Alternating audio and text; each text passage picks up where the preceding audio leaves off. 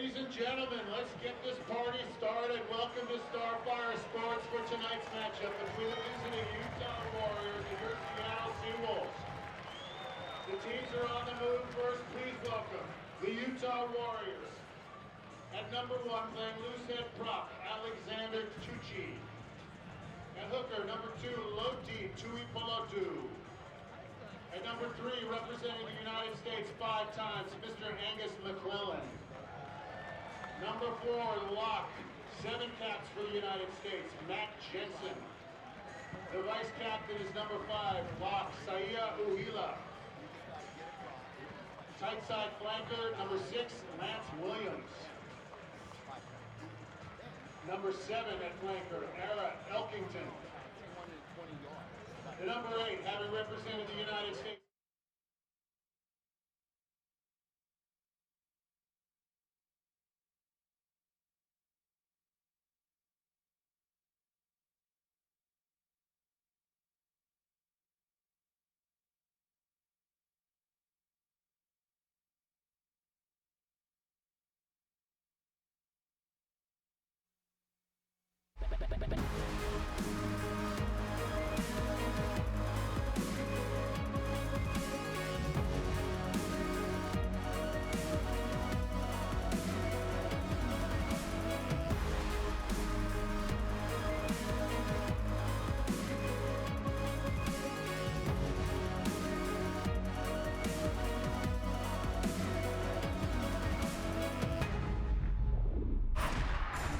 Very good afternoon from a sold-out Starfire Sports here in Seattle, Washington, as we bring you round 5 of the inaugural Major League Rugby competition with the Seattle Seawolves hosting the Utah Warriors. I'm Mark Stabina, and joining me is former USA Eagle legend Brian Hightower. Now, Brian, with both these teams high on confidence after winning last week's matches, what can we expect to see today? Well, Mark, they have every reason to be confident, both of them. I mean, Utah last week finally got the win they were looking for. They've got some ball carriers who can absolutely finish and really soften the shoulders of any defense. Look for them to really start to run hard at the defense of Seattle today. Now, on the other side, Seattle, they've got some finishers as well, but look for them to be a little bit more structured. They'll probably look at the set piece, the scrums and lineouts, and they'll win the kicking game as well. A lot of talent on both sides, anybody's ball game. And let's have a look at some of the players to watch in this home team. Oli Khalifi wears the number 1 today at loosehead prop. One of the main reasons for Seattle's dominant scrum, with 22 caps for the US. Playing in the 2015 World Cup, plenty of experience. Rickard Hatting at captain, coming back after concussion. The South African born will be a very special person for this team today. And William Rusalika, originally from Fiji, a stalwart for the 7s and 15s. He's been in Seattle forever, instrumental in their win last weekend. And here's the lineup for Seattle. Daniel Triwila replaces Mike Shepard at hooker. There's been some shuffling to the back row positions, with Aladdin Sherma moving the blind side flanker, pushing Vili Tulutao to the open side to make way for Rickard Hatting coming in at number 8. And there's the scrum of Seattle, but Utah will be up to the task today. High on confidence after their win at home last weekend. Brian Hightower, who are some of the players to watch for them? Well, the forwards are going to have their hands full today for Utah. Look at number 1, Alex Tucci. He's going to have a lot of work to do with Tim Metcher, the Aussie, in front of him from Seattle. The incumbent at number 8 for the United States is Tavita Tamalau, but his future challenger might be the man you talked about, Rickard Hatting. Number 12, Paul Asike. I will give it to him on first phase, second phase, and third phase. He needs lots of ball. And finally, number 15, Don Potty, took a week off last week, got suspended for a reckless hit, and he's going to have a big game. Look for their number 15, Seattle. Matt Turner will test him all day long at the back. Of course, Brian, you caught up with the head coach of Utah Warriors earlier on today. Coach, last week at home in Utah, you finally got your first win. How important was that for the team, that first win? Oh, that was huge for us. You know, we started with a couple of close ones, and so to finally get a win and to get it at home, I think it's just the confidence of the team has grown this week, so we're looking forward to a good one today. About to hit mid-season. What has been going well for you so far? What are the highlights? the big things for us is that each week we're getting better, and so score lines are important, but performance is probably a little bit better, more important for us, and the performance from week to week is really getting better and better. Head coach Alf Daniels there. Well, we have an electrifying atmosphere here and a great game coming up in just a moment. Don't go anywhere, folks.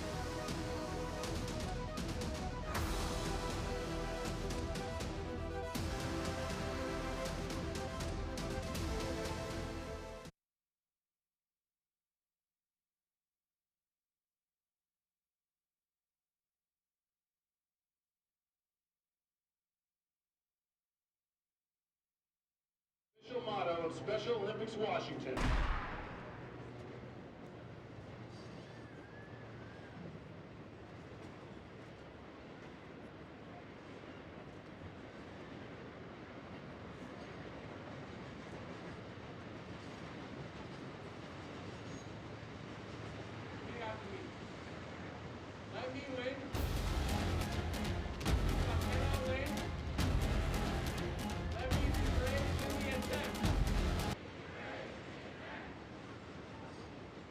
Fans, please rise and remove your hats for the presentation of our nation's flag. Presented tonight by members of both Tukwila and Renton Police Department.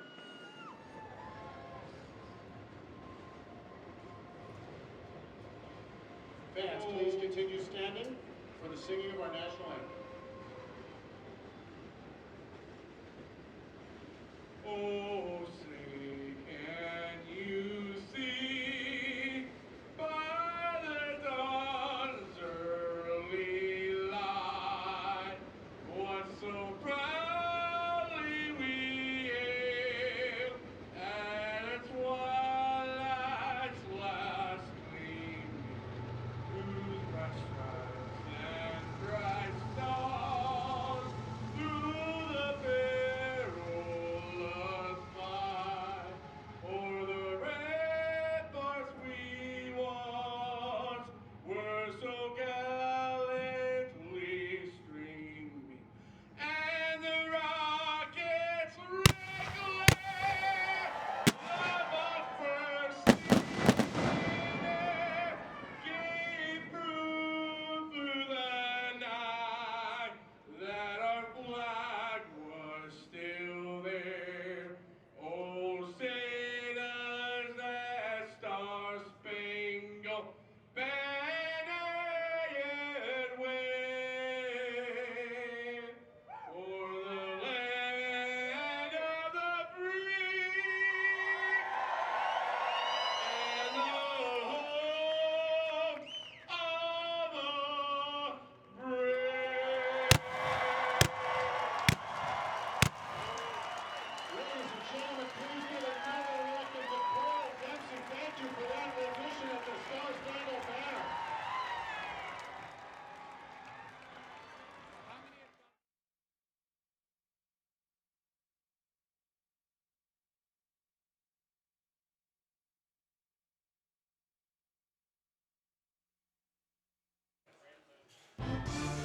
Major League Rugby is brought to you by Virginia Mason, proud to be the exclusive medical care provider of your Seattle Seawolves.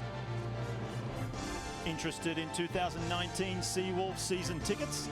Get on the 2019 season ticket waitlist. Visit seattleseawolves.com or email tickets@seattleseawolves.com for more information. Together, we hunt.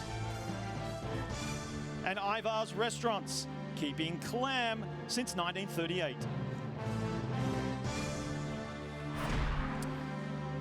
It's packed to the rafters here at Starfire Sports Stadium in Seattle, Washington. We are moments away from this match between the host Seattle Seawolves and the Utah Warriors. Both teams are coming in after a win last week. And let's have a look at Rugby for Rookies, Brian Hightower. Yeah, easy game, really. 15 players on each side. You got 8 guys on the bench. They can come in at any time, and then all players have to know how to tackle, how to carry the ball, how to pass it, and hopefully how to score it. 5 ways to score. You can kick for points.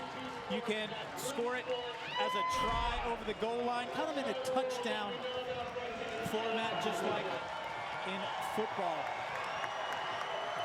just remember also the play doesn't stop during a tackle. If you're new to this game, it's just another reason, another opportunity to compete for the ball. We must thank Intermountain Sports for that look at rugby for rookies, but we are underway, folks.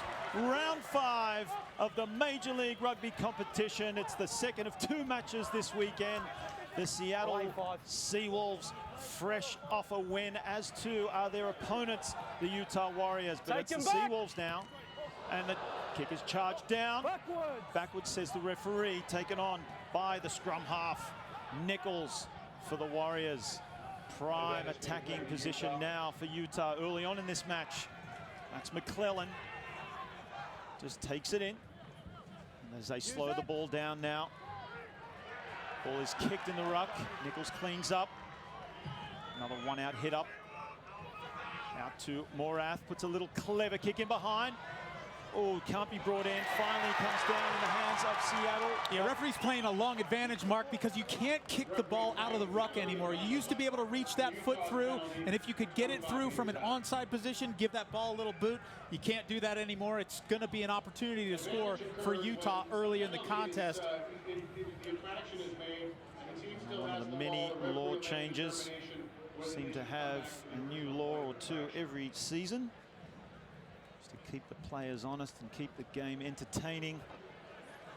Like the option here from Kurt Morath to go to touch for a line out instead of what could have been an easy 3-pointer on a penalty kick, and instead it'll be Lote Tuipulotu with the throw-in. We said they're coming in with plenty of confidence. Coach Alf Daniels expressed the same to you earlier on, Brian. And they are making their intentions known early with a driving maul from the line out. Up inside 5 meters. They're peeled away, the ball goes down, referee comes to have a look. Time off, guys. Time off. Interesting there, referee didn't have a very good angle. He's going to have a discussion. The referee's consulting with his assistant referee. Yes, mate. So one of the things that's tricky on this pitch, Mark. So you try? Yep, try awarded. Good job there, referees using their collective strength. He went to his first assistant referee, didn't see a clear grounding, but the other assistant referee did, intervened, and awarded the try to Utah. Great start for the Warriors. And I was going to say, Mark, one of the tricky things about this pitch, and you got to just play with on it a little bit, is you're playing the blue lines, not the white lines. Take a look here. There is the drive, and all it has to do is touch that line. What we want to do here in Seattle is be absolutely quiet. Nice, Mr. Morath. And the try scored.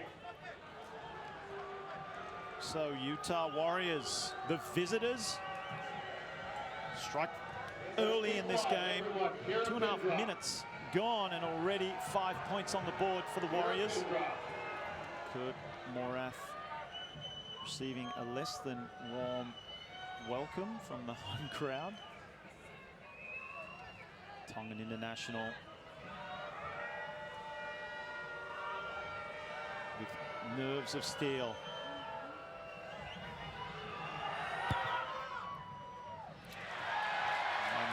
Just spooked him enough, because that conversion is waved away. So the score remains at 5-0 in favor of the visitors. And Brian, well, looks like that tactic paid off for Utah. Indeed, and really an important couple of minutes in the open for Utah. Really needed to get off to a good foot, and they did. The try scored by Lote Tuipulotu. Great kick chase there by Peter Tiberio. Crowd like it as well. It's brought down, and it's being turned over as well. So Seattle hit back immediately, and now it's with Tung Tao. Reinforcements come in. Wow, penalty against Seattle there. So squandering a great opportunity. And the call against Olive Khalifi. Big prop, homegrown prop, Olive Khalifi, right here in the state of Washington out of SeaTac. Called for the penalty, and that relieves the pressure for Utah. It looked like it was going to be tit for tat, but not the case.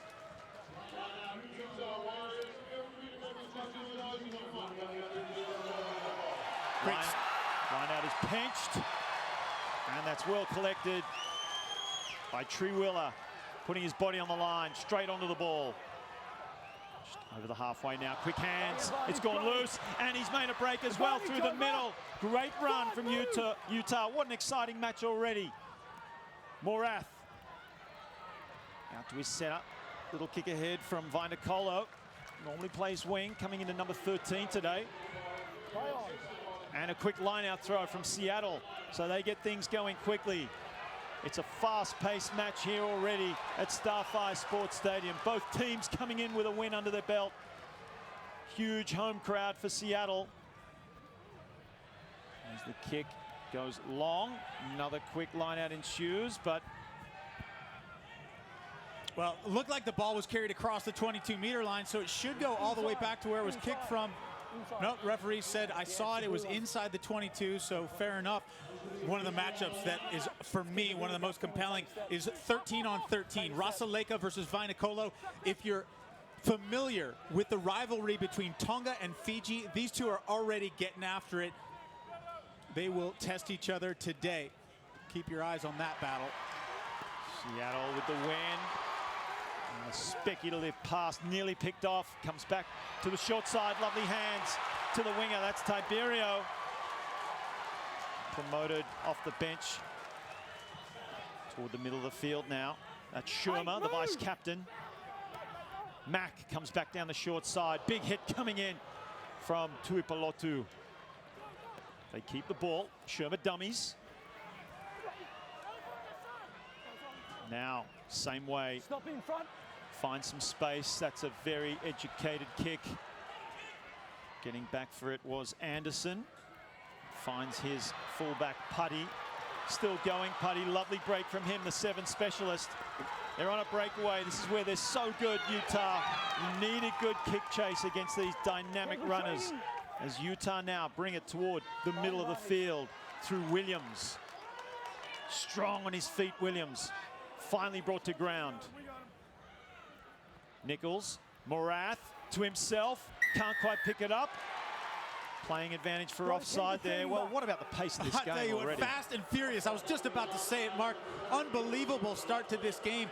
One of the things that I'd watch for Utah a couple weeks ago, I didn't think they had the fitness to finish 80 minutes. They cannot afford to play a game this fast for 2 straight halves, but give them credit. They are giving Seattle all they can handle at home.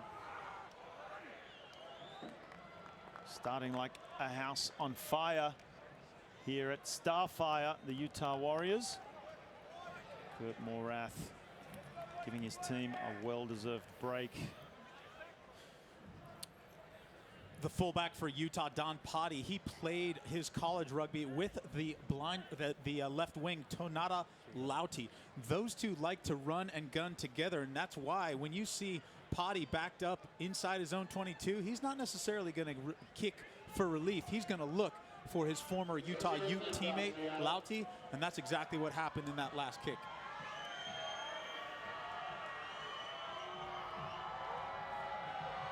So Morath now around 38 meters, virtually straight in front. Home crowd booing, making some noise. Now they go silent as the ball goes straight through the middle. So Morath adds 3 more to the tally for the Utah Warriors. An 8-0 lead after 7.5 minutes. Just gotta keep working, yeah?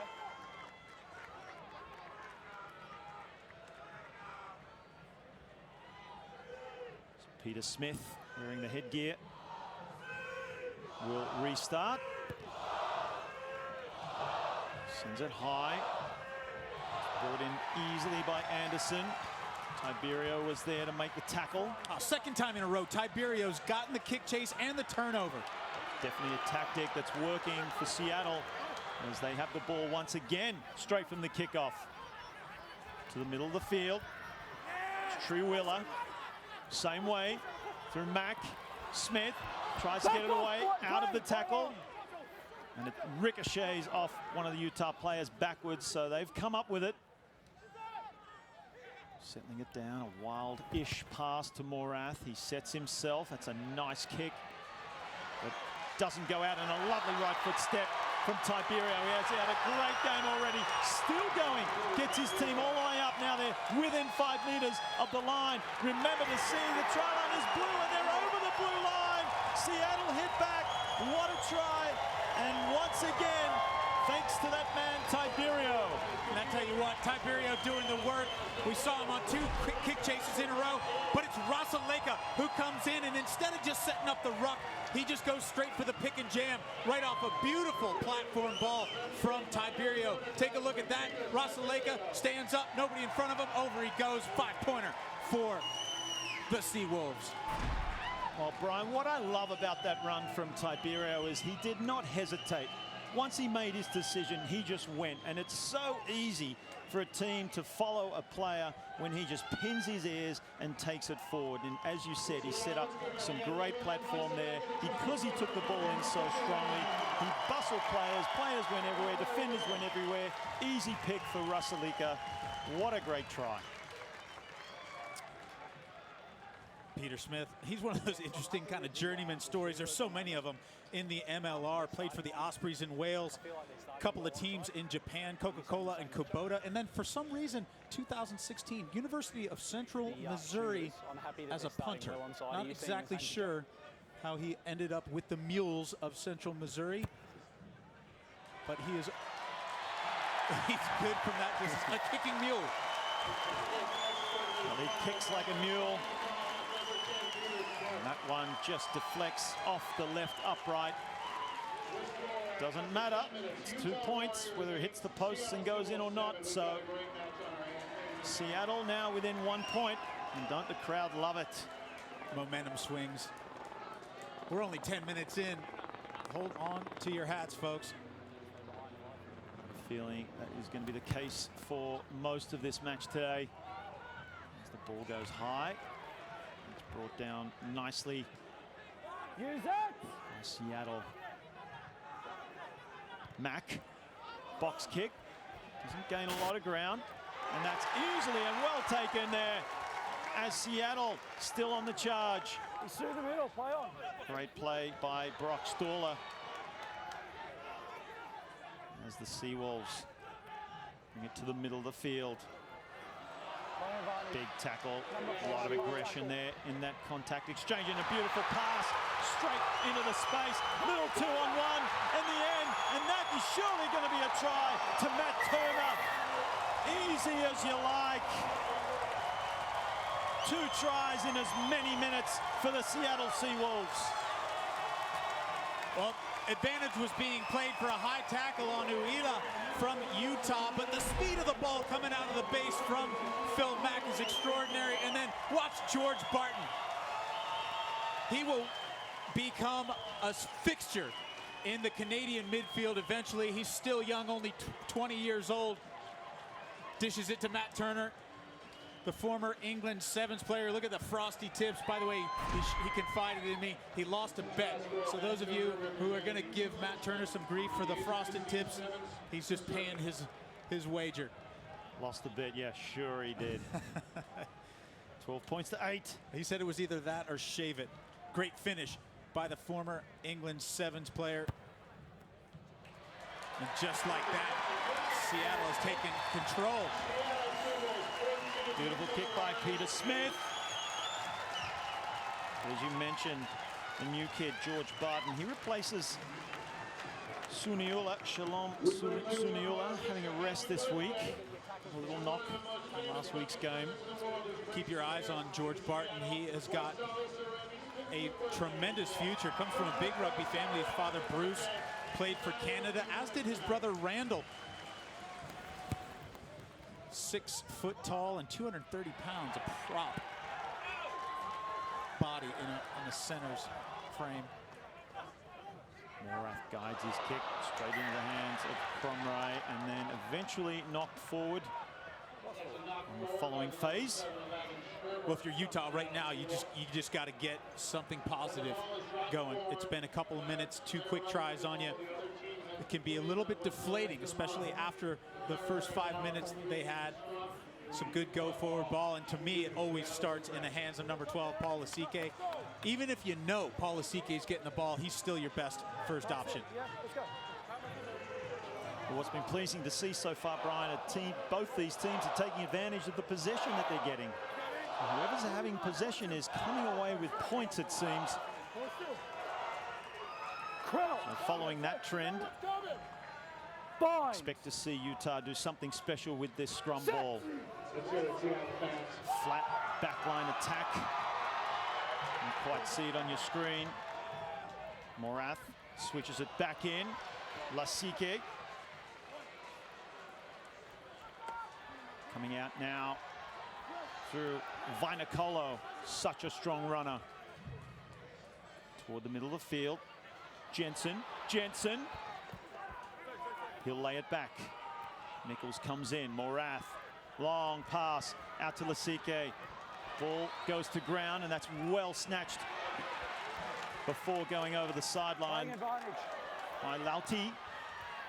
And that ball, however, has found its way over, but playing advantage was the referee. Well, I tell you what, it looked like Paul Lasike had the gap when he passed it. Nobody in front of him, and sometimes, usually, Paul Lasike keeps that ball and trundles over the first opposite number he can find. That, in that case, Mark, looked like he had clear sailing. Let's go. Well, I'm sure the Seawolves did their research and watched the tapes of Lasike last week against Austin. So damaging, scoring tries, leaving a trail of destruction behind him. I'm sure Lasike might even be feeling heavily marked today. That could have been one of the reasons why he felt he needed to get rid of the ball. Well, we called it. Even that first phase ball that he got, the switch back inside, and he still takes 2 people across the game line. And as easy as you like, they've even tricked us. That is a try to Utah. They've silenced the crowd. Unbelievable. They did this move last week as well. If it ain't broke, don't fix it. Let's have a look at this try. Straight from the line out, Brian. Great job, Lance Williams. The peel around the front, and everybody's expecting the maul, and this is why it works. You got the hooker who lingers outside. Number 2 there, Lote Tuipulotu. Everyone for Seattle is setting up for a drive in the maul, and instead you get the wraparound, the pass from Lance Williams, and the easy walk-in try for Lote Tuipulotu. That's his second on the day. You think that move might have been scouted a little bit better by Seattle. Exactly. And you said they were setting, well, it appeared they were setting up for the maul. That's probably why we missed the try initially as well. Before you know it, they're dotting down out wide. And the referee comes over to put the arm up, indicating a try. It looked like even the referee was surprised at how easy it was. Well, full credit to the Warriors. This kick will take them into the lead. Not an easy angle for Morath, but with his right boot, it's the preferred side of the field. He's going to be out wide, but he has pushed it to the right. And Mark, look at the formula. Utah needs something good to happen, so they give it to some of their heavier ball carriers. Lasike, Vainikolo got a run. Lots of go forward, and it's all about possession. If they can continue to set up phase after phase, they're going to go forward. They always do. Seattle restarts. Anderson brings it down. Gains a few extra yards. Almost up to the 22-meter line.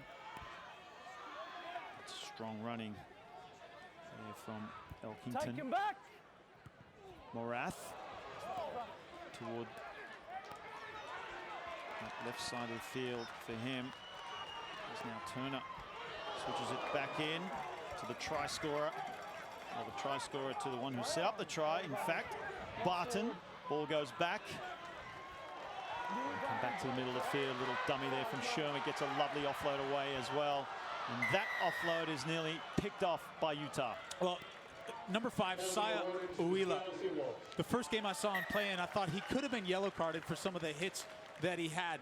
This is the second time. This is a late hit from Uila. Let's have a drink right here. After this. Dangerous play on the Utah Warriors. Henry's going to go against you. We're going to have a drink now.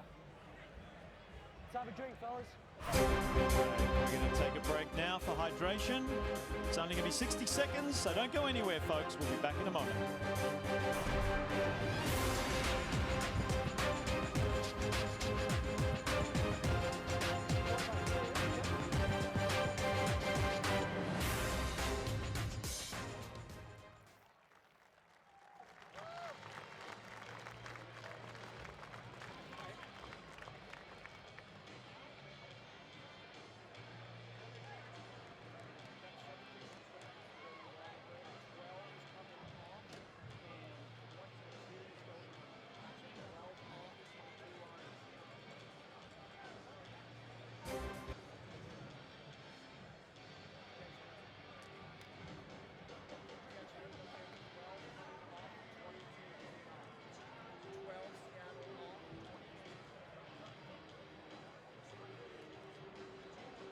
It looks like Seattle's making a replacement, number 22, Jeremy Missinalagalu, the missile, coming in for number 12.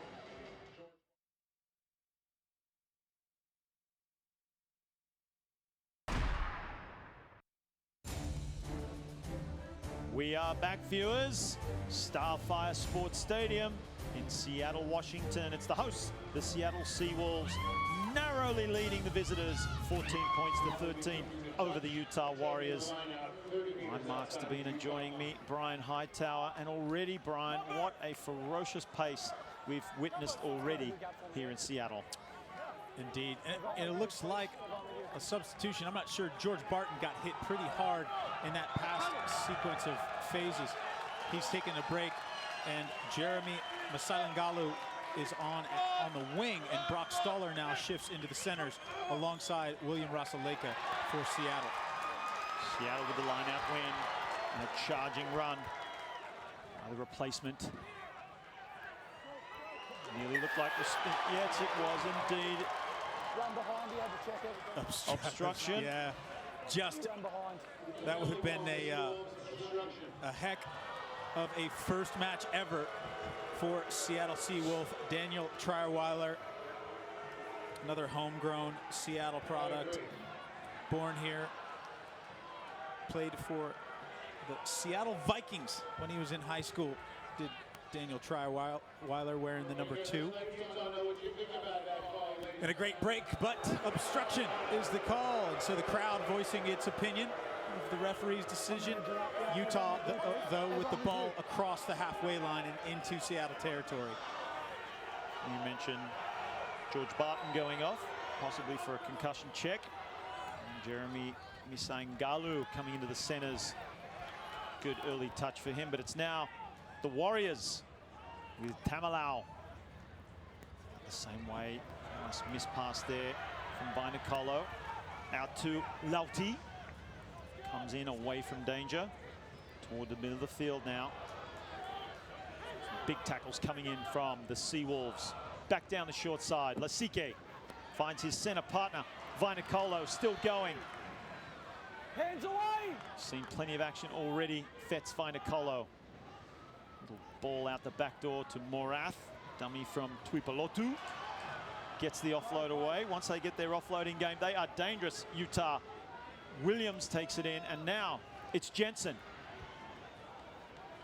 Decisive run from Jensen. Ball goes backwards. Nearly towed ahead from Tiberio. But again, body on the line stuff from Utah to recover. Nichols, Morath. Miss pass, Lasike. He's well met. That's what you need to do with the big man. Yeah, great tackle by Hadding.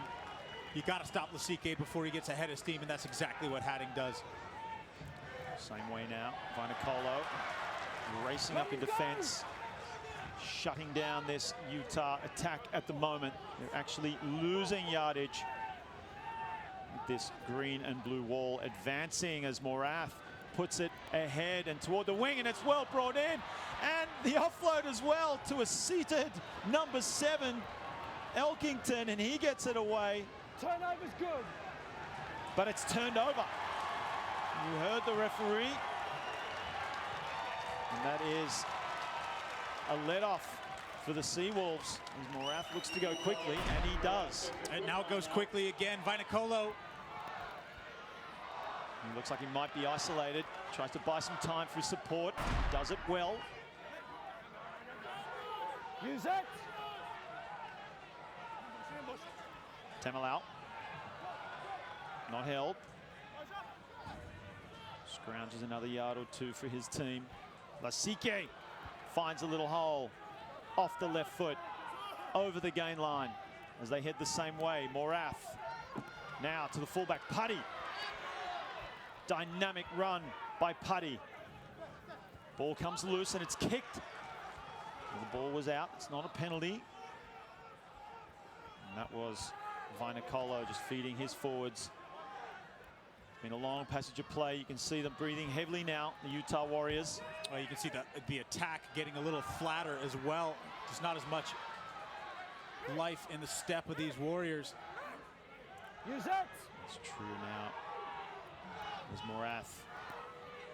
He's out to Putty. Throws out the arm, beats one. Finally brought in on a second attempt. Pick and drive infield by Williams. Morath. Hard running coming in from Angus McClellan. Morath. Little miss pass then to Uhila, the vice captain. Slowing it down.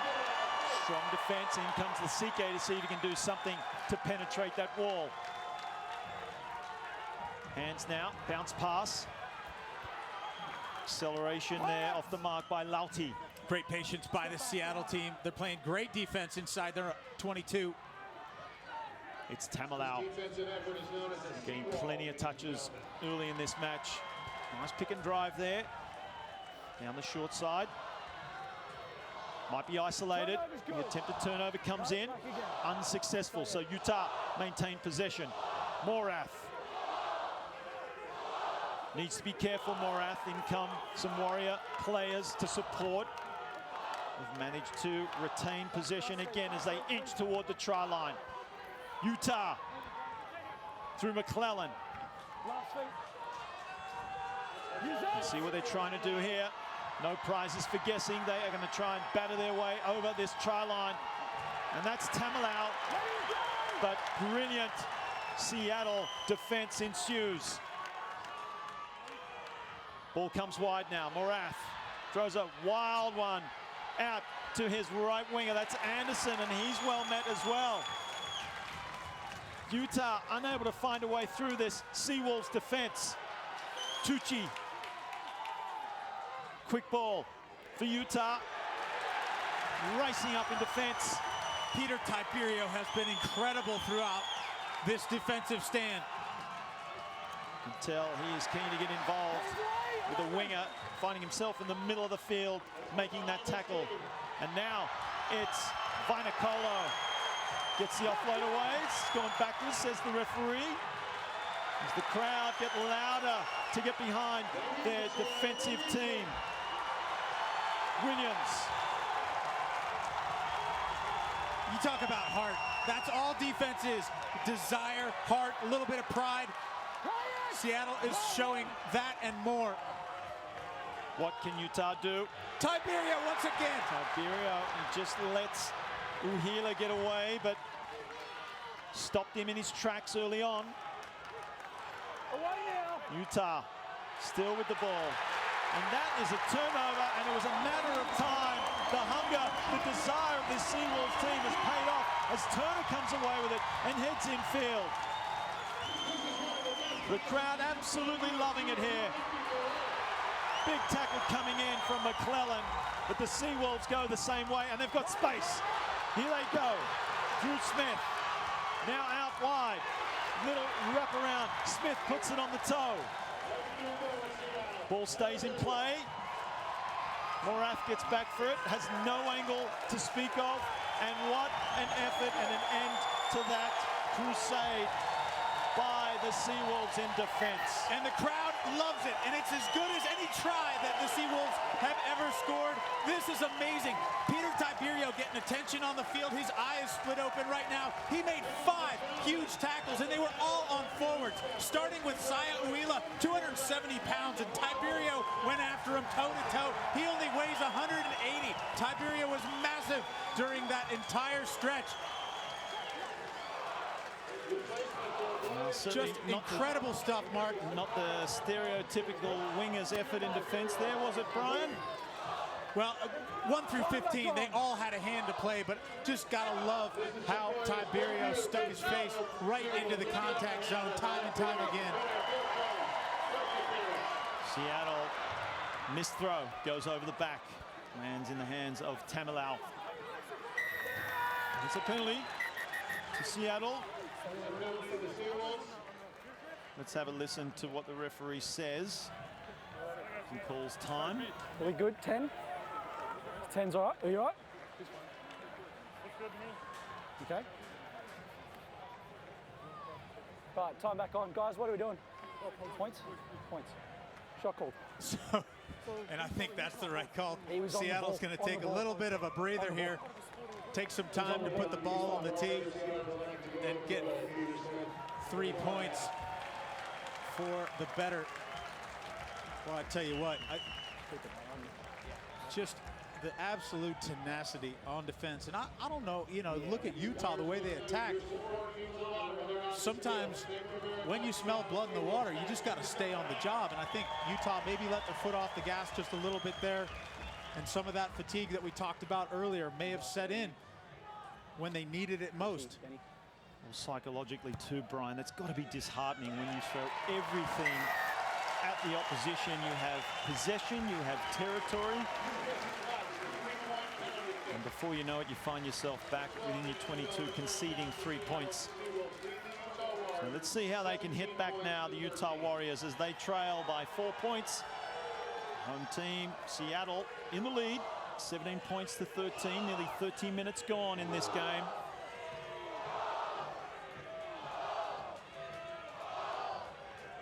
Crowd are pumped up, chanting for their Seawolves. Speaking of the Seawolves, here they come off the kickoff. Through Hadding, making a break. That's Mack, one to beat. There we go. Could be try time, plenty of support, but great tackle coming in from Anderson. Play on through the legs of Mack. Beautiful play. Shermer still got the ball, and it's a penalty. So from the kickoff, it's the Seawolves. They're taking it quickly. We need to have a look. He's going to go upstairs. I'll tell you what, Phil Mack, the scrum half, one of Canada's finest exports. And Mack was instrumental. Not only the break, but the pass. Try time, Brian.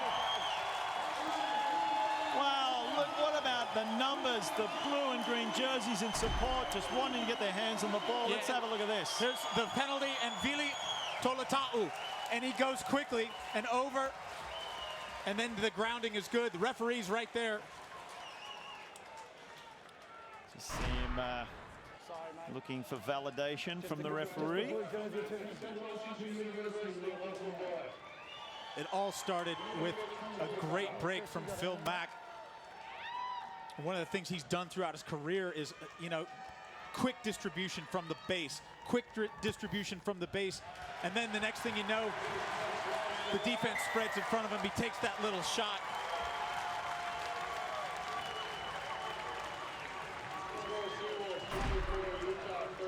Phil Mack with the break here. And then measured, takes the defender and delivers it. Turner trying to free his hands. Sorry, that's Stoller trying to free his hands to get to Turner. Can't find him, and then watch the pass from Mack. So good, so good.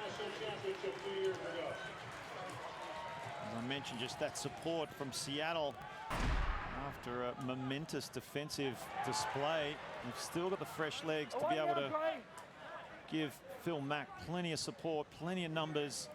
resulting in the try in the end. Just too much for Utah as Seattle find themselves with ball in hand. And now onto the boot. Peter Smith. Morath, his opposite number, lines up, connects well. Will find the line, possibly just either on or before the 50-meter line. 11 points, and if Utah can manage to get through the next 8.5 minutes and keep it at 11, they're going into the locker room at halftime with some confidence, and it's a lead that they can get back. Seattle scores again, it's going to be trouble in that Utah locker room. Might need a big effort from some of the big men in Utah, get them back in this game.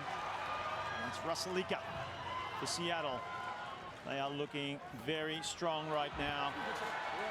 Utah giving up plenty of meters. Short pass to Stoller.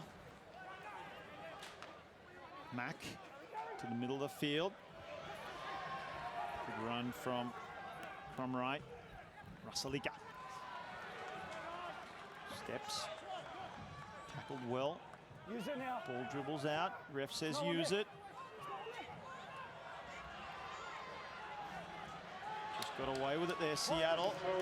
Could have been a turnover as now they have plenty of numbers.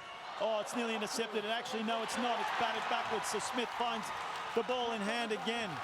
Paulson. Lucky break for Seattle. That was a quick run from Hanning from the ruck. And that ball looked like it might have come out forward, and it's been turned over. Vinacolo on the spot. Box kick to relieve some pressure. Well, you get the impression they are holding on for dear life right now, Brian, the Utah Warriors team. Indeed, a huge turnover right there inside their own 5-meter line. It looks like Tiberio's gone off for the Seawolves, and justifiably so, after his performance on the goal line just a few minutes ago. Sequoia Burke-Combs, University of Michigan Wolverine, wearing the number 23, out on the field now for the Seawolves on one wing.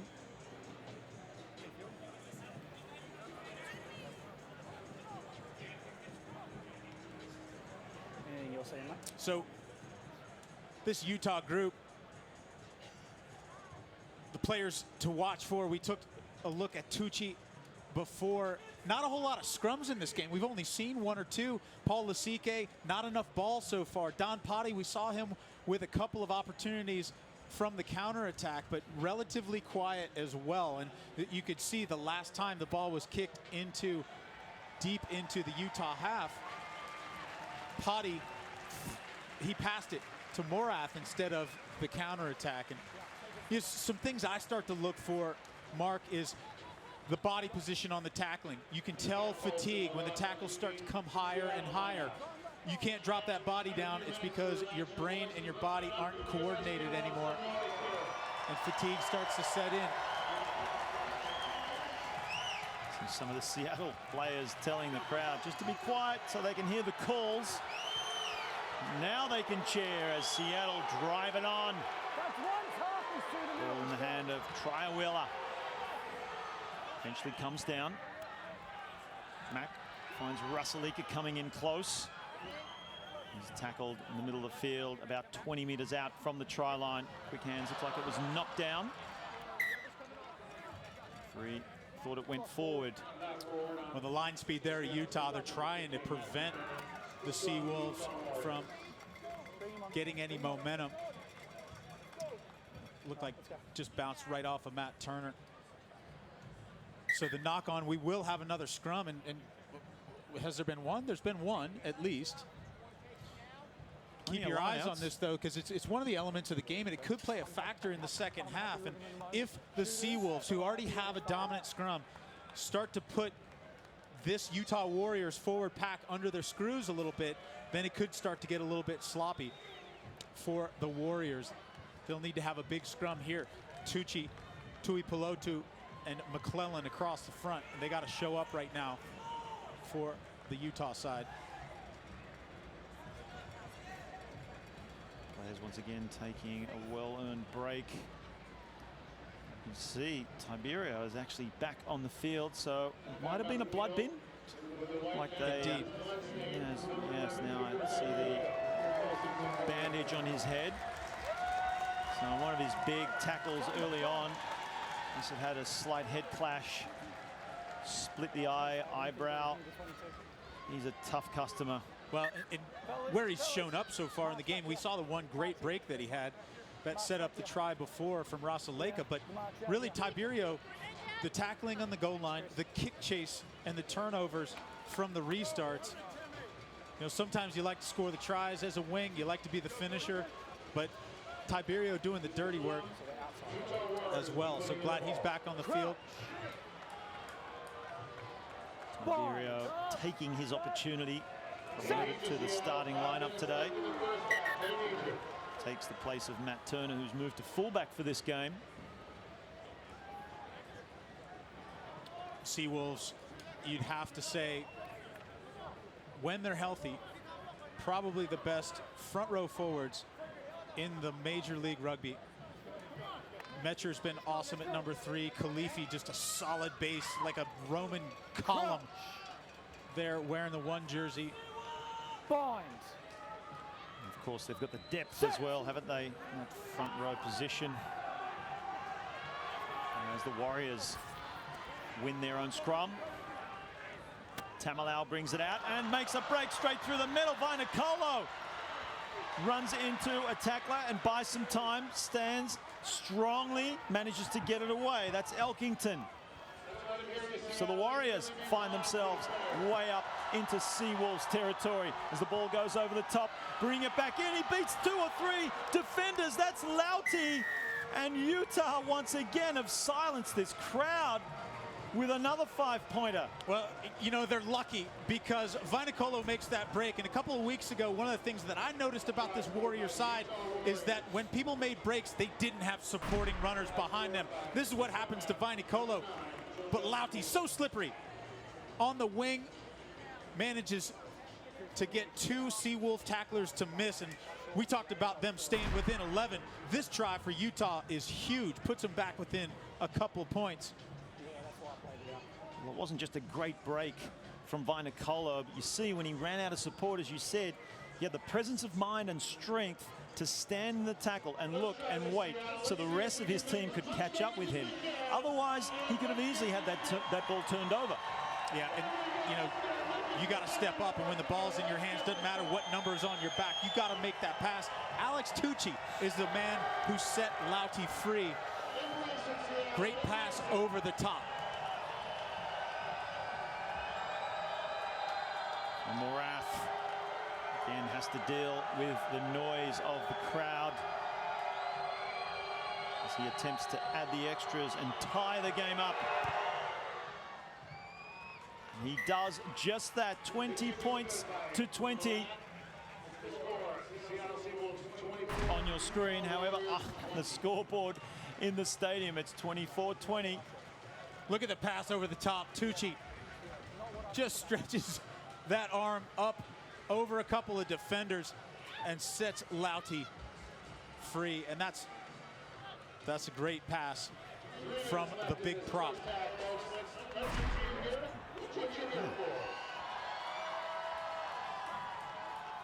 Utah Take him back.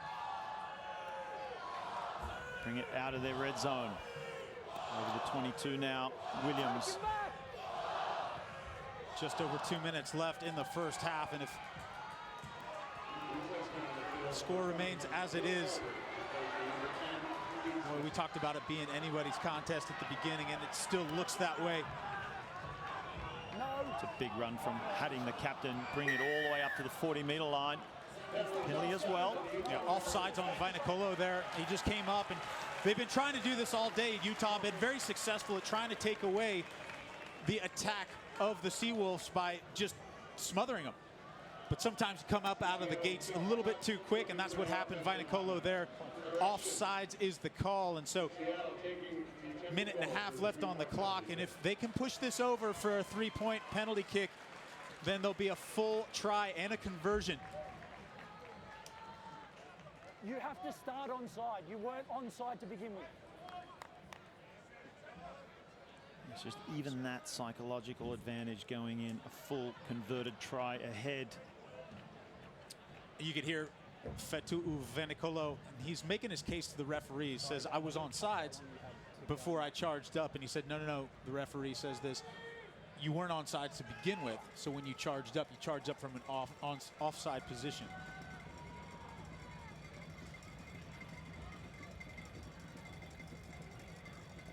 Controlling the game well, referee Luke Rogan.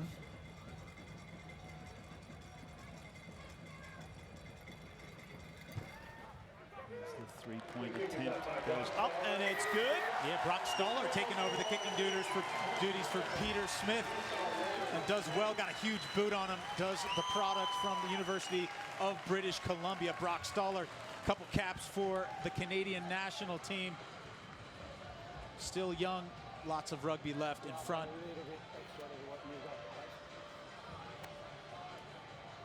Not over yet. Couple seconds left.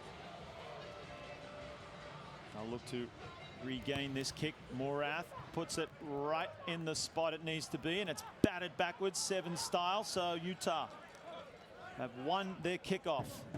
McClellan it was who took the ball in. Now it's Tucci. Met by a hard tackle. Morath finds the number 13, Vainakolo. Slowing things down. Heading back the opposite direction now. McClellan, he's had plenty of touches in this match. Might be turned. Referee asks number 1 roll away for Seattle. And there's the number 1 of the Warriors, Tucci. Back to the midfield. Back ball. Morath finds Vainakolo. Still going, Vainakolo. Gets the offload as well. That's Afu. Step up. Back to the middle. Miss pass to McClellan again. Getting well involved in this match. Morath brings it back down the short side. Lasike. Ball in 2 hands. Lasike out to Anderson. He leaves without it, and it's gone forward, and that will probably be the break. Wow. Half-time here at Starfire Sports Stadium. Edge of the seat stuff as the Seattle crowd rise to their feet for their Gladiators, who go into this break 7 points ahead, 27 points to 20. The Seattle Seawolves lead over the visitors, the Utah Warriors. We'll be back for second half action in just a moment. Don't go anywhere.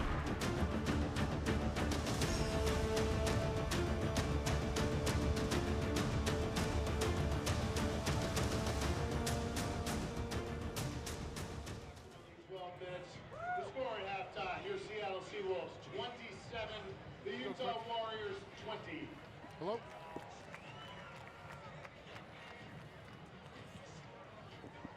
Hello? Hang on, can you hear us, Phil? Yeah. Yeah, just give us a minute. We gotta go quick, boys.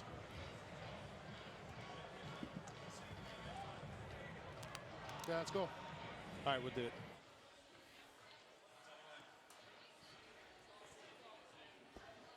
Okay, we have Phil Mack for the Seattle Seawolves for a quick interview.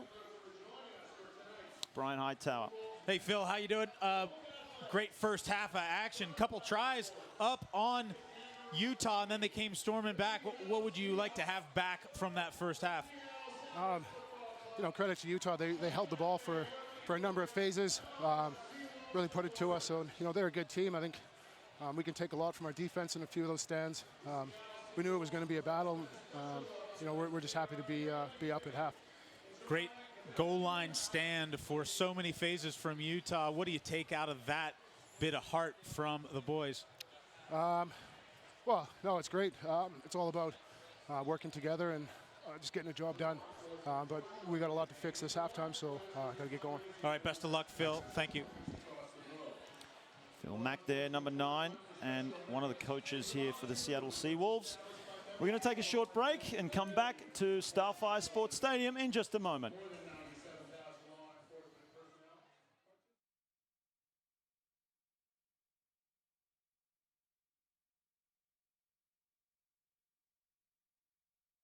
Hey, Phil, how you doing?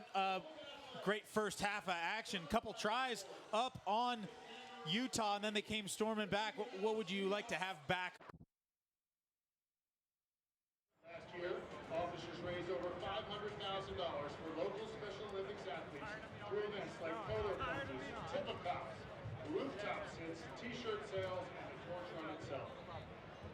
Even your very own Seawolves got a chance to participate in this year's polar plunge. During the last week of May, law enforcement from every corner of the state will carry the flame of hope to the annual spring games at Pacific Lutheran University, where more than 2,000 Special Olympics athletes will be competing in a variety of sports. We would like to extend a very special thank you to all the law enforcement agencies representing here tonight, and for all you do for the community. Ladies and gentlemen, please stand as we honor and thank you for all that you do here in our community. Fans, let's hear it for law enforcement in Seattle, Washington. Welcome back to Starfire Sports Stadium in Seattle, Washington. It's Seattle Seawolves leading Utah 27 points to 20. Hey Phil, how you doing? Great first half of action. Couple tries up on Utah, and then they came storming back. What would you like to have back from that first half? Credit to Utah. They held the ball for a number of phases. Really put it to us. So, they're a good team. I think we can take a lot from our defense in a few of those stands. We knew it was going to be a battle. We're just happy to be up at half. Great goal line stand for so many phases from Utah. What do you take out of that bit of heart from the boys? Well, no, it's great. It's all about working together and just getting the job done. But we got a lot to fix this halftime, so got to get going. All right, best of luck, Phil. Thank you. Mac there, number 9, and one of the coaches here for the Seattle Seawolves. We're going to take a short break and come back to Starfire Sports Stadium in just a moment.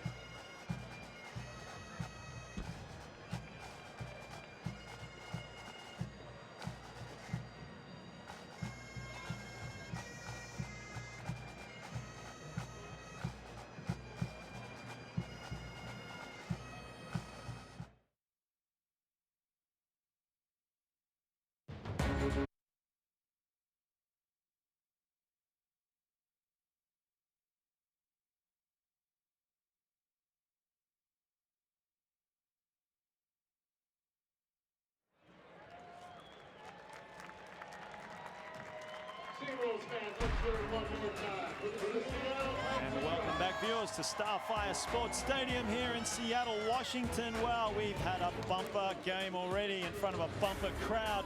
27 points to 20, the home team lead over Utah. Wow, plenty of action already, a high-scoring affair in 40 minutes. So let's have a look at some of the highlights of this match, Brian.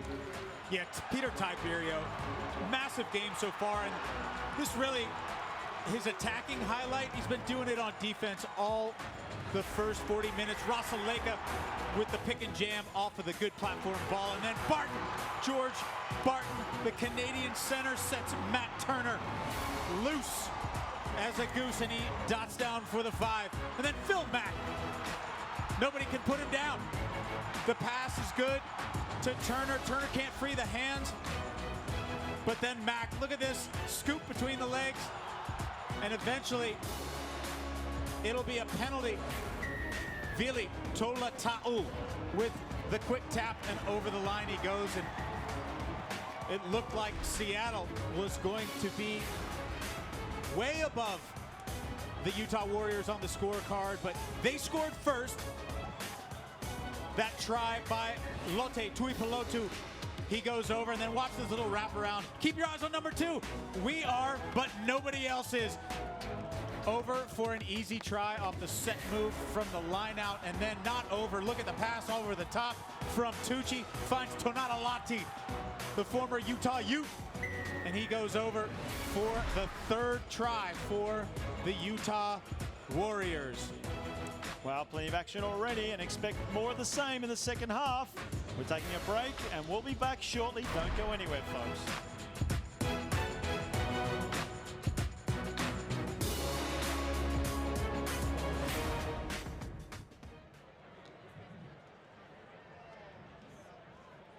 Ladies and gentlemen, please give one more round of applause for Mr. Rex Caldwell.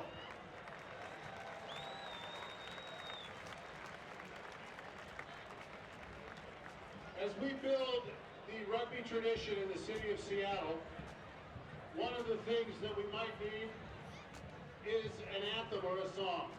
And we've had some of our Seawolves superfans create an anthem, and we'd like to sing it for you tonight. So ladies and gentlemen, I'd like to give your attention to these 6 or 7 fabulous people behind me in the public announcer booth. We're going to try out an anthem for us to all learn and sing. So let's give them a little respect. Let's listen to what they have to do. And hopefully one day we will be singing this song in unison, 50,000 of us at CenturyLink Field. That's what this is leading to. Let's hear what they have here.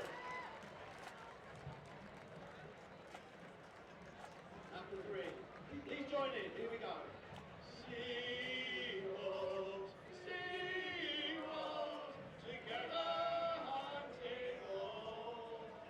From Puget to Rainier, Seattle is our key.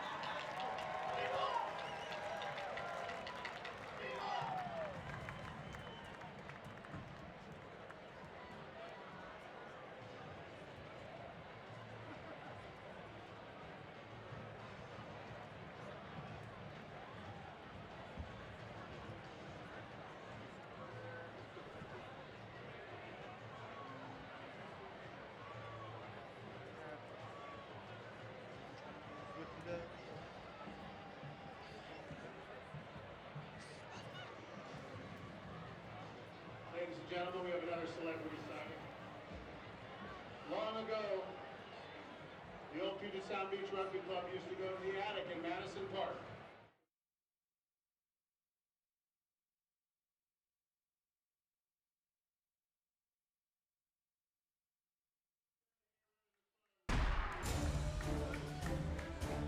Welcome back, viewers, to a sold-out Starfire Sports Stadium here in Seattle, Washington. The hosts, Seattle Seawolves, lead with 27 points over the visitors, the Utah Warriors, 20 points.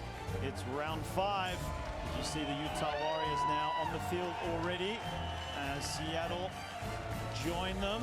And there's some of the reserves. Brian Hightower, what do you make of that bench? You know, I'm interested in number 17, Maka Tamalau. He's the brother of Tavita Tamalau.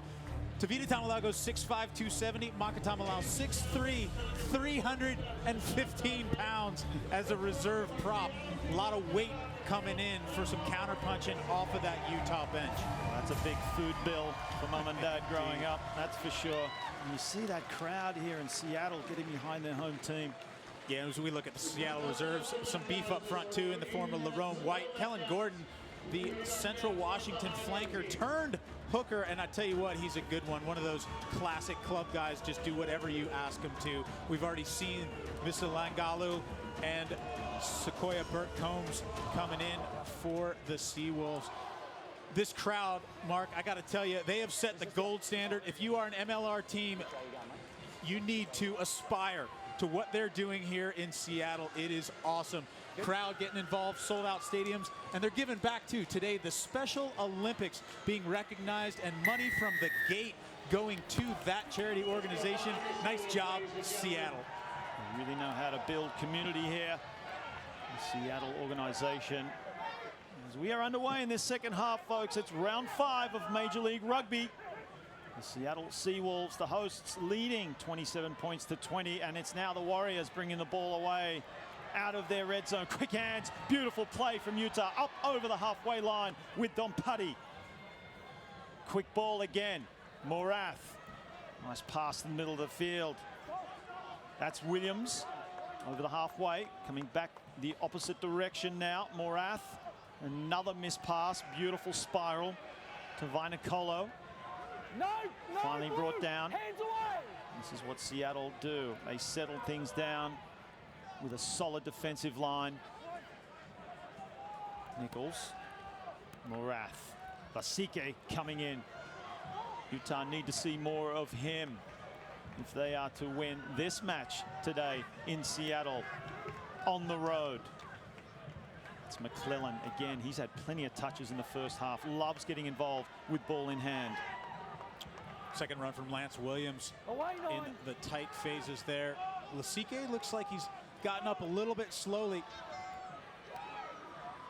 Morath takes it to the line. And Seawolves creeping up toward the offside line before that tackle. Clellan surely leading the hit-up statistics for this Utah Warriors side. So plenty of ball carries. Still with the ball. We saw this in the first half, just running out of options if they don't make inroads early. Tamalau into big number 5, Uhila, still going. Great run by Uhila. Going left and right, left and right. That ball hits the ground before into the hands of Tamalau. And now the try scorer, Lauti, with his dancing feet. Quick hands from McClellan, and that's gone backwards. That was clever work there from the big man, Uhila. Yeah, well, that's Tucci. He's going to be called for not releasing the ball in the tackle, getting back to his feet with the ball still in his mitts. That was looking dangerous for Utah with Rasaliga taking the ball quickly, but just losing his footing. Now Tiberio, that heavily bandaged head, went off for a blood bin. And we're starting the second half the same way we started the first, fast and furious. Both teams getting a chance to run with the ball. Looks like they might have turned it over, Utah, have they? Yes, they have. So the Warriors, just as easily as they've won it, they may have lost it. No. Player. So no clear release in the tackle is the call by Luke Rogan. And maybe Lasike is approaching Kurt Morath. Yeah, let's fix his blood. Blood substitution, says the referee. Fix his blood. That means you have 10 minutes to control the bleeding. The player can leave the field and then they can come back on. So you can have a sub that doesn't really count towards your 8-man substitution, a temporary sub, if you will, until you control the bleeding. Here comes Poulsen off the field. And the beast, the big man, Eric Dukla from the Air Force Academy. That's captain for you. Right, time back on. Served his time in Iraq.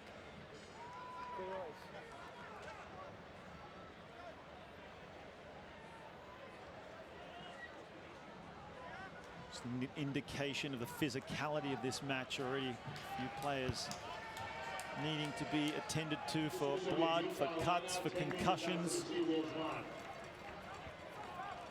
So interesting there, because well within Marath's striking distance for a penalty goal. Instead, Lasike says, put it into touch, get the corner, and let's go for a line out. Utah did not come here to take 3-pointers on the board. They came here to score tries and win this match. And, you know, whether it works or not, you gotta like the confidence. A carbon copy of the first half. They did the same thing. Marath could have scored the first 3, but instead they ended up with 5. And they will attempt for another 5. But they're not going to do it that way. It'll knock on from Nichols. Yeah, it looked like it came off the hand, actually, of Paul Lasike in the tackle, rolling over, trying to get that ball set to the back. And the knock on. So the decision to not go for points and instead go for the line out comes back to haunt the Warriors. And every chance they get to put points on the board, in my opinion, the way that the Seattle can come back and counterpunch, you got to take those points. Really, the third scrum we've seen, the first 2, in my opinion, it was the Warriors under pressure, getting quick ball. We'll see how they deal with the feed from Seattle. Let's have a look at Seattle's exit strategy. Flat pass off the scrum. Tiberio, he's beaten his defender and he's up over the halfway. Tiberio and Putty, it'll be a race. And Putty will win the race as Tiberio loses the ball forward in that tackle. Try saver, but what about the run from Tiberio? He's had a massive game in that break, and you can see him. He was measuring the speed of Don Putty, and Putty shows up at fullback. The pass, and he just dusts his opposite, Josh Anderson. And then watch this. Putty just exactly measured on the corner and tackles his former teammate. Both of them played for the U.S. Sevens team, old friends. They went through the college ranks together. Don Putty at Utah, Peter Tiberio at the University of Arizona. They've known each other for a long time. They're friends. And that time, Putty does just enough to keep Tiberio from crossing over. Well, they're frenemies on this pitch today here at Starfire Sports Stadium. I need to give some credit also to Tamalau, who was right beside the action. Big effort from the big man. Utah are under pressure. Lasike does his best to relieve the pressure. He does well. Still 10 meters out. Morath nearly charged down. That is a wonderful kick, bringing his side up over the 40-meter line. Love the commitment of Phil Mack on that charge down, or the attempted charge down on that kick. That's all Phil Mack does. He goes 100% all the time. What a great example as a player coach. You know, sometimes you see the player coach, and, you know, if you're a player coach, that means you get to kind of rest on your laurels a little bit. Not Phil Mack.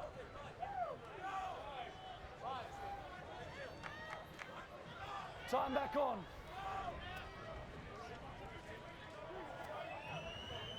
Try Wheeler.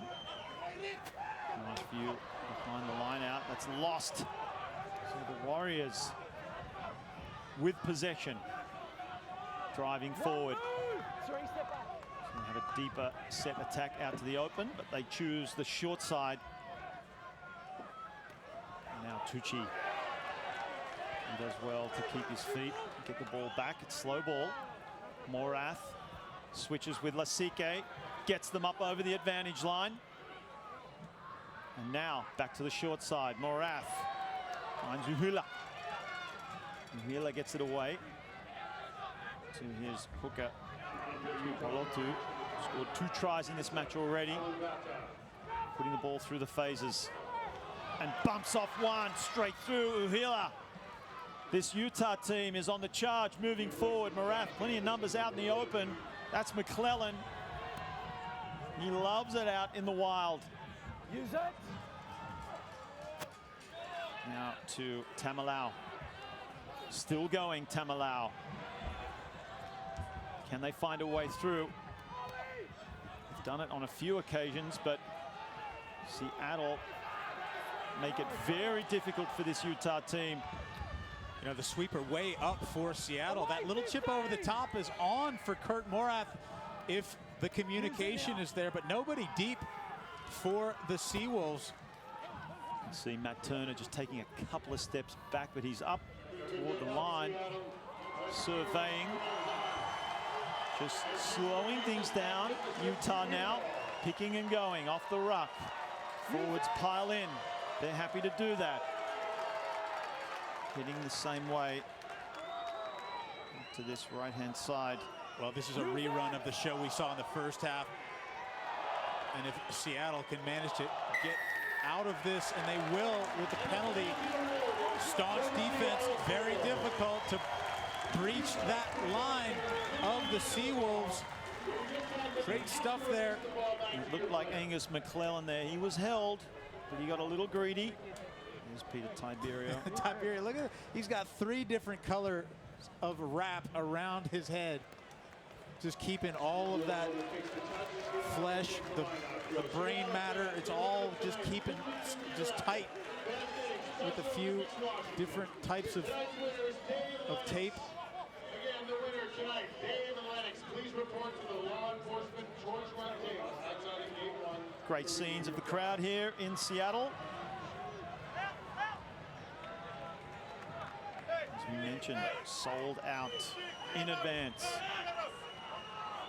Next year's season tickets already on sale as Rusalika brings it forward up over the 40-meter line. Quick ball for Seattle.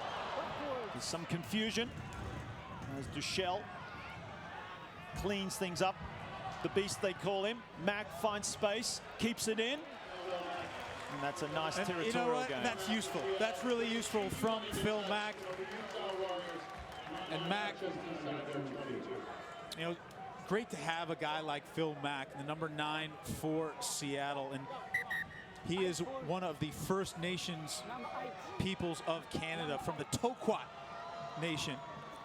And he has inspired rugby in the Aboriginal people of Northern Vancouver. He started a team called the Vancouver Thunder. It's an attempt to get Aboriginals, the natives of Vancouver Island, to get engaged in sport. He said, I don't care what sport they play, but they came out, they started playing rugby. 2015, they had 20 kids. Now it's over 80. Phil Mack used to be the coach. Now he's down here in Seattle coaching, but they're in good hands up there, and then they're inspired by really their leader, an Aboriginal himself, Phil Mack from the Toquat Nation. And I tell you what, there's lots to be proud about for those kids up in the Thunder.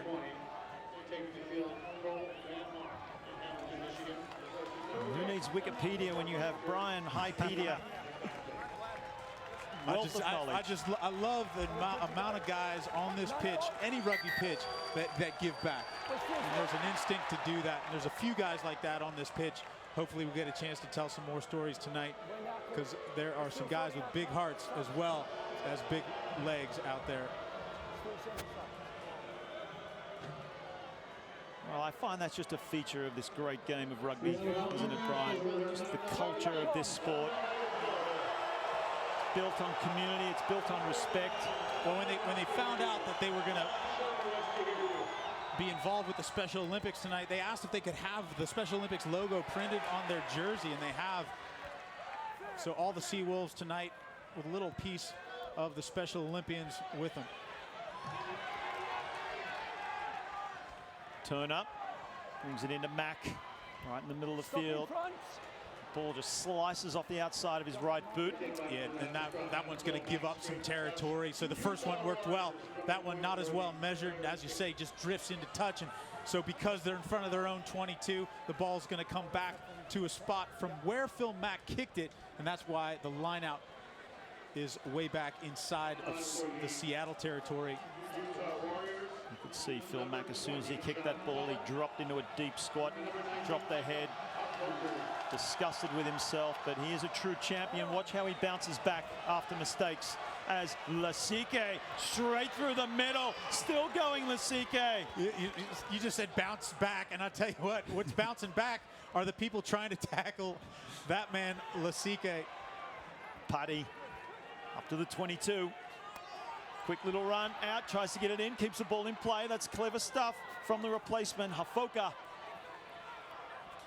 As Utah with a chance. John Cullen also in the game for the Utah Warriors, wearing the number 20. Tamalau charges forward. Morath, miss pass, big hit, great collision between the two big men. That was Uhila. Morath over the top, it's pulled down, intercepted. Brock Stoller just goes up and fishes that ball out of thin air. And just in the nick of time, because it looked like Utah had numbers out wide. Stoller takes a chance, and it works out well for him. He certainly took a chance, and it did pay off, because that is a danger play. When any defensive player leaves the line to come in and try and force an error like that, it can go either way. You need to be 100% convicted with your decision, and Stoller was. And really, one of the stories of this match, as we see, it looks like number 2, the double try scored, Lote Tuipulotu from the first half, maybe working out a cramp. So much mass packed into a 5'6" frame, 260 pounds. I mean, where do you go to shop for clothes if you're Tuipulotu?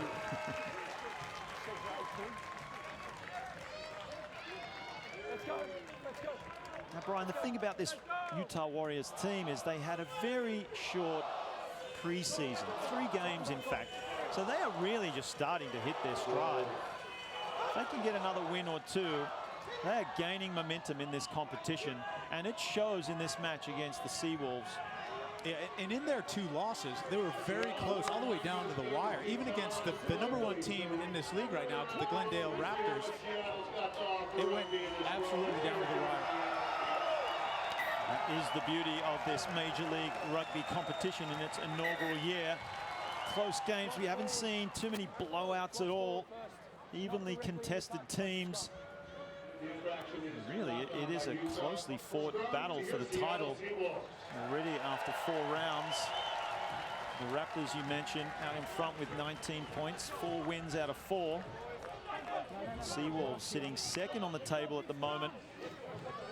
They can win today. They won't take the lead, but they will get closer to the Raptors and separate themselves from NOLA, who are up on 11 points as well, equal second, albeit for a points difference, a little bit less than Seattle. And the Warriors, 3rd from the bottom, they're 5th in the league at the moment, and they can jump to 4th if they win today. As the Seawolves bring it away now through the middle. Some missed tackles starting to happen now in this game. Turner rounds his defender. It was Morath. And then runs into Lasike. Will Holder in the match right now as a sub at fly half for the Seawolves. Also, John Hayden in at prop for the Seawolves, but a penalty offsides. Well, what about the big hit from Tamalau coming in that caused that turnover in the first place? Just came in, rampaging, made the hit. That's what this team can do. And one of the dangers of everyone wearing a gray jersey, almost to a man from 1 to 15, with a few exceptions, can lay the wood. So once again, Morath puts one inside the 22. Trouble at the lineout for the Warriors. Check out the hit here. Tamalau right into, looks like Shermer. Crunching hit. Just that turnover. We have a replacement here, Brian. There goes Ali Khalifi. He'll take a seat. He'll get a well-deserved ovation. Khalifi, 22 caps for the Eagles. Plenty of experience. Come on, boys, let's go! So, one of the things interesting for me is that number 4, Matt Jensen, 6'8" and they haven't really used him as their primary target. Last time they overthrew John Cullen in the line out. You'd think now all the way to the back. Throw from Murphy, the replacement hooker. Comes around the corner. There's McClellan again, getting his hands on the ball. Looks like not releasing the ball, and it's a quick tap from Phil Mack. Here he goes, puts it into space. It's a foot race now. Lauti getting back. He'll get to the ball first, but he can't pull it in. And now the beast, Duchelle, picks it up, and he's still going. Takes 3 men to bring him down. The crowd are on their feet. Seattle have turned it over and look to be a meter from the try line. Plenty of jerseys come in on the short side. Phil Mack poised, finds Duchelle again. Comes out the back. Tolutau with some support. Strong defense from Utah. They need to hang on. Mack. Big tackles coming in. That's Cole Van Harn, another sub from the University of Michigan. So close. Not just close, but over. It's a try to Seattle. Listen to that crowd from the turnover. And it was Phil Mack that got the team all the way down. And it looks as though it's Phil Mack has finished the movement as well. Just burrowing like a groundhog there. And look at the quick tap, and then he just kicks it downfield because he's got a full head of steam. And then Lauti, too much pressure. Duchelle comes in. Great job on the follow there. And now Seattle smells blood in the water, starts to go to work. Watch Mack. Looks up, looks for support. Anyone want to go with me? Duchelle for another one. He'll take the hit up. And watch Mack. Just sees a little bit of daylight. The dummy, and then he crosses over. And Rogan says try awarded. Huge try. It started with Phil Mack. It ended with Phil Mack. A great try for Seattle. Only a man of Mack's stature could have snuck through that little gap there to score the try. Brilliant vision from him and experience. What a player. Put some daylight now between these two teams.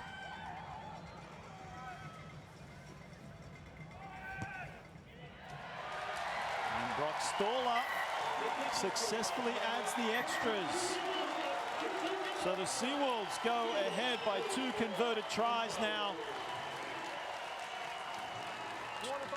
20 minutes already gone, and we're going to take another 60-second break as these players rehydrate. Don't go anywhere, folks.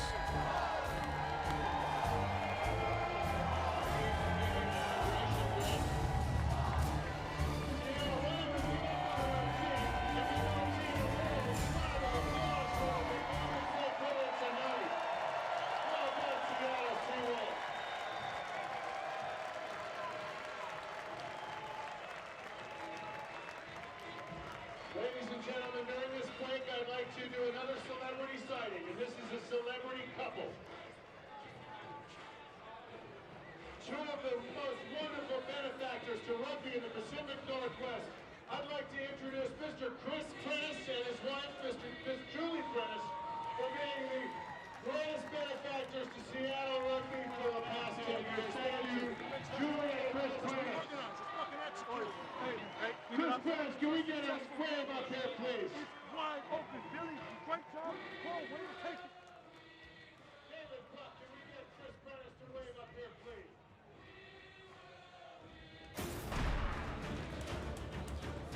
Welcome back, viewers, to Starfire Sports Stadium. It's Sunday fun day for the men of the Seattle Seawolves as they lead 34 points to 20 over Utah. It's been a bruising encounter, plenty of action, lots of points being scored, and don't the home crowd love it? I'm Mark Stabina. Joining me, USA Rugby legend Brian Hightower, as Kurt Morath gets us underway after a short drinks break. 20 minutes left in this exciting encounter between these two teams. Bench is being utilized for both sides right now. Kellen Gordon on the field. End up at prop. Can play pretty much every position in the front row. Mentioned Kellen Gordon earlier. One of the stalwarts of this Seattle setup, been around the area for a very long time. We talked to Sean Pittman. He's one of the coaches for the Pack here in Seattle. He was talking about the depth at the front row position, and to watch that as really the narrative going forward in the MLR is that if you have a team that can pull off the bench a legitimate front row substitution, you're going to have an edge on some of the other teams who don't have the same depth. If you get past the first three in the MLR, numbers 1, 2, and 3, your front row positions, and you don't have quality to come in behind them, you're going to suffer in the long run. You're not going to make it into the semifinals. It's a common expression here that good props are like hen's teeth. It's really hard to find, but they're out there. Some quality coaching and a good diet. Breed the props of the future, and this is just the competition that can do it. As Seattle now, they're on a roll. Duchel beats one. He's up almost to the try line again. Tolutau settling it down. Schumer comes to the back. They're going to pick and drive yet again. Great support coming in from the back, still going inches away. Phil Mack gets in. Wide pass out now to Rusalika, steps in. Great tackle from Nichols. Mack. Tolutau, did he get it over? Wow, they're piling the pressure on. If they don't score on this occasion. Yeah, a pretty good look there from the assistant referee. There's Rusalika, and he'll take his hit up and then lay it back smartly because he's not quite at the line. Mack looking for options, goes to Tolutau, and then he lays it on the line. You can see it right there. All you have to do is touch that line, and in this case we say white line normally, but that's the blue line, and that's the one. And as soon as the ball gets grounded on that blue paint, try awarded for Vili Tolutau from Hawaii originally, and then through Central Washington. And there is no better hair in the MLR than the mop on top of Tolutau's head. It is a thing of beauty. They seem to be running away with this match now, the Seawolves. Still plenty of time left. Utah looking somewhat shell-shocked. Fatigue could be setting in.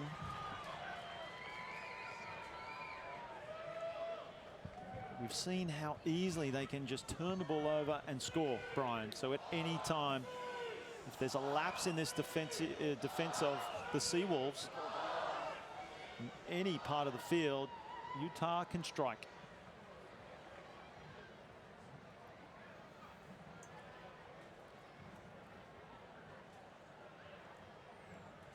Staller from out wide. Oh, that's a beautiful spot. Looks good. It is Brian Hightower indeed. The flags go up and he adds the extras, and that has also been a feature of the Seawolves today. Kicking from the tee. They are scoring the points on offer. Let's have another look at this try. The confidence in that pass, going over the top of the afro on Tolutau first to Rusalika, and then Vili Tolutau outside and says, not this time, my man. How about giving it to me? And here's why. Use it. Well, it's clever, isn't it, from Mac? When you go in tight and tight, you bring that defense in, they form a brick wall, collision in the air. As you pass the ball wider, you just change the point of attack, keeping the defense guessing. So it's Utah now, using the width, wide passes, Vainikolo, stutter steps, dummies, still going, Vainikolo beats Turner, and Turner finally brings him down, gets back to his feet. What a brilliant run from the number 13. And just like that, the Warriors are up in the red zone of this Seattle Seawolves team. Quick ball now. Morath, Putty, bounces off one. It was Mack. The crowd gets behind the defense, and that ball just drifted out in front. Couldn't bring it in, so it's a knock on. Well, and this is the problem. If you're Utah, you start to get a little bit tired, and then the ball starts to get mishandled. And if you do that, and then you have a weak scrum, miscommunication in the air, Pati up with Kisa Kalungata. Just on that there, Brian, one thing that, especially for you youth coaches out there, good way to coach your players is if a player is moving forward onto a kick, that's the preferred person to catch the ball, as opposed to somebody trying to retreat catching a ball. Always, when in doubt, let the person moving forward onto the ball, if he calls the ball especially, let him have it. Still managed to pull the ball in. And it's a penalty. Utah right in front of the post. They go quickly. Vainikolo playing advantage, not 10. 10 meters. No, not the second You time. won't let him take it quickly a second time. Yeah, you know, maybe this is a set play. You know, why bother going for, it's the right on the, 6 meters. No sense in going into touch unless you're really confident about your maul. The scrum, I don't think, is an option here because you've shown all day that you can't scrum with Seattle. So quick tap is the call. Tap it they do. McClellan, quick hands. Uhila, big tackles coming in yet again from the Seawolves, and it's turned over. That's how big the tackle was, as Mack gets it away, but it's still in the field of play. And that was Lauti getting into Putty. He's so dangerous, the 7 specialist. Still going, and that pass was forward. No. He can't believe it. Oh, Putty did everything right except for the last offload. The pass just drifting forward. Absolutely just mesmerizing the defense in front of him. Look at the footwork, the hitch step, the giddy up, and then Turner stops him. Kulungata outside, but he's going to get a pass. It's disallowed. That's unfortunate for the Warriors because that's a great counterattack. We talked about the ability of the deep 3 for Utah. Well, that's what they love. Any kick that doesn't go out and the defense is not in a solid line, that is Putty's time to shine, as it is for the rest of this back 3. The 2 wingers and the fullback for Utah. So dangerous. Putty in space is a thing of beauty. Seattle now through Staller. Here he goes again. Pulls it in. Lovely step. Tries to get it away, but keeps the ball in hand. Takes his medicine, as now Morath brings it toward the middle of the field. Up to the 40-meter line. Nichols to Morath. And Lasike, straight through Lasike. He's just going to pin his ears. But what a great try-saving tackle. It's play on. It's brought in by the number 7, and it's a try. Lasike set it up, and it was Elkington that finished it off. Exactly what we said, Brian Hightower. They can score from anywhere at any time. Well, and especially when it gets in the hands of number 12. We've seen this time and time again. Lasike, and just a little bit of a gap. You're not going to arm tackle. It's 250 pounds of muscle running at you. And the pass to Lauti drifts. But Ada Elkington is there to scoop it up and dot one down. And it's not over just yet. Look at Lasike, former Chicago Bear running back, played a little bit for the Arizona Cardinals as well. Could have tried out for another NFL team, but just loved rugby. He grew up playing it in New Zealand. So glad to be back in the game. And man, so are his teammates. If you're an opposing number 12, maybe not so happy. Well, despite the message on the scoreboard here that you can't see in the stadium, it says respect the kicker. Something that I know the European nations take great pride in, no matter who's kicking the ball. If it's the away team, with the home crowd, they want to see a miss, and they got it. It's Morath. And that has been a difference between these two teams, the goal kicking as well. Indeed. Seattle are nailing theirs. Morath's had a little bit of trouble off the boot.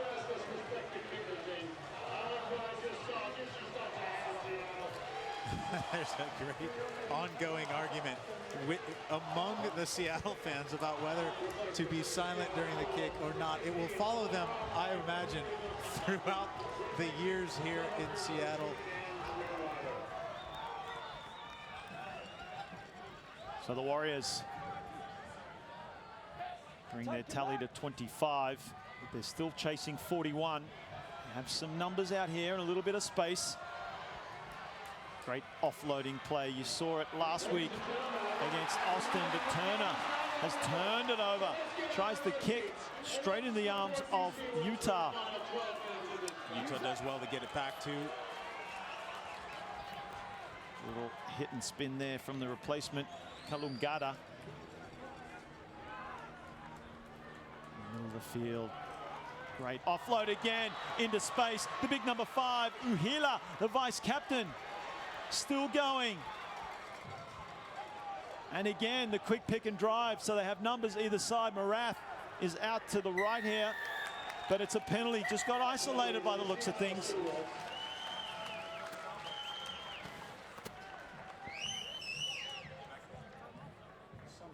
Now, Brian Hightower, this game is really opening up right now as we have a player down. We hope he's okay. The Seattle player. Look at the run here by Saya Uhila. And he's got behind him, he's got 315 pounds of Maka Tamalau. Tamalau comes in to do the cleanup. And then the drive forward. It looked like maybe that's Tiberio. You know, Tiberio looks like maybe caught the knee of Tamalau as he was going forward.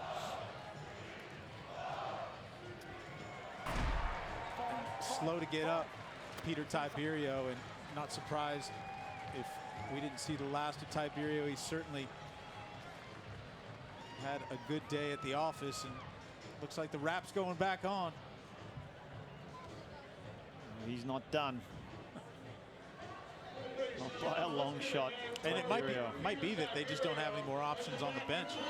If you look at Seattle's bench, Kellen Gordon's in, Hayden's in. Look like Holder's in as well. Cole Van Harn, Will Holder, Burt Combs, and Vasai Ngalu. That's it. They're out of subs. Very good point, Brian. So Tiberio, just keep going, son. Here's the message from the bench. As the Seawolves with Toru Tau having a throw, and it's straight over the back, not his strength. Straight to Hafoka. This is where they are so dangerous with the offloading game. They tore Austin to shreds last week. They get in behind the gain line, and it's that quick passing to their support. Something they've clearly worked on at practice. Maka Tamalau, brother of Tavita. Oh, nice great flat pass, and he's brought in, keeps the ball in play. Nice flick pass, clever work from Seattle, and now the kick in field, straight into the arms of Lasike. Turner does well to get his body in the way, and it's a turnover. So Lasike. Yeah, Kellen Gordon. No, that's Hayden, reserve prop. Crowd love it yet again. Enormous energy here at Starfire Sports Stadium. Max sends it straight back. That's Holder. Oh, just splits the two receivers of the ball. But doing well as a replacement, Kalungata. Is that Kalungata still going, gets it back inside. The game is wide open now. Needs support. The Warriors have plenty of numbers out into the open. Straight through the middle. Morath wants it. He gets it. Same way. Flat pass. Lauti. Lauti throws it back. Keeps it in play. Vainikolo. That's well done. Murphy. A lot of numbers out on the right for Utah if they can get the ball out.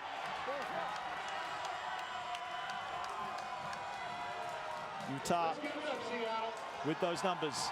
And it heads wide. Flat pass. Oh, it just cannot quite be handled from the big man. Afu. Pakistanasi Afu. He knows it. That's about as flat as you can make a pass. Any flatter and it was forward.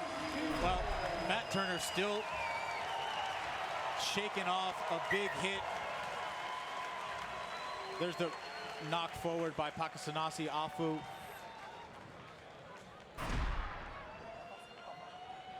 Well, they're doing extremely well to create these opportunities, aren't they, Brian? The Utah Warriors team. You know, Turner's still getting some attention on the field. I think he's going to be all right, but he's still shaking up from trying to tackle Paul Lasike. Lasike shook him off like a piece of dandruff on his shoulder. That was amazing.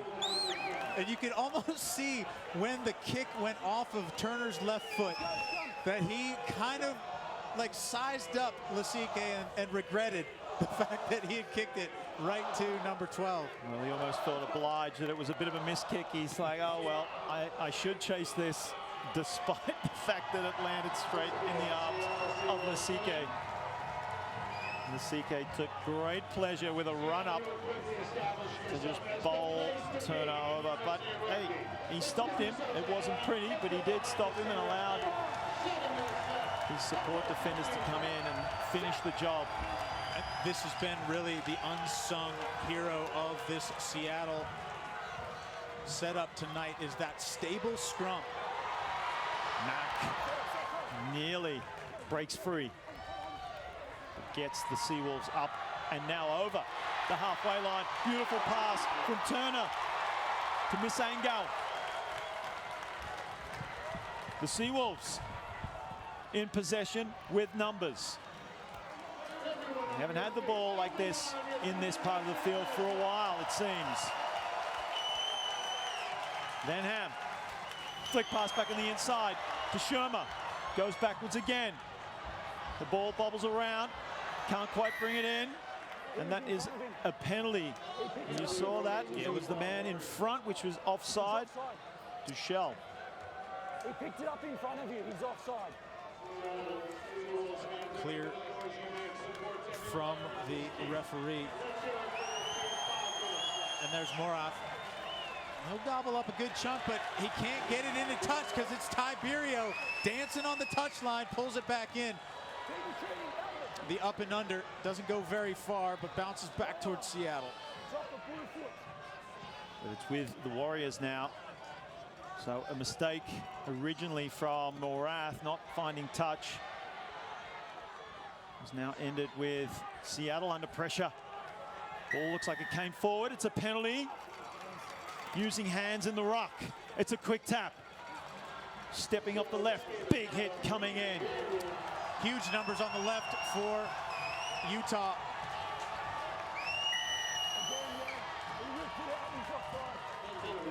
And offsides, says the referee, but you can see every player out here on this far touchline calling for the ball.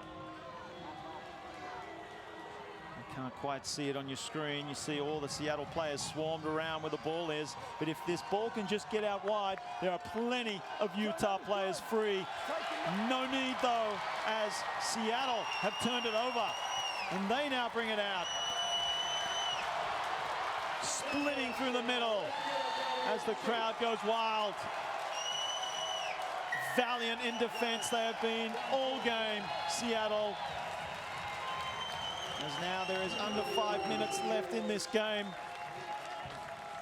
Great job. Go forward ball there. The turnover by Vili Tolotau, and then into the familiar hands here in Seattle of Kellen Gordon.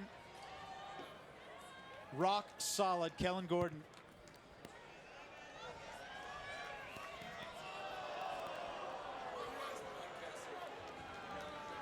It was a good kick, almost up to the halfway. And Seattle relieving pressure. You'd have to think if they'd given up a try there, we would have a very exciting finish to this match. And that's a couple times in the last few minutes that Utah's gotten close. It's definitely a big ask for this Utah team.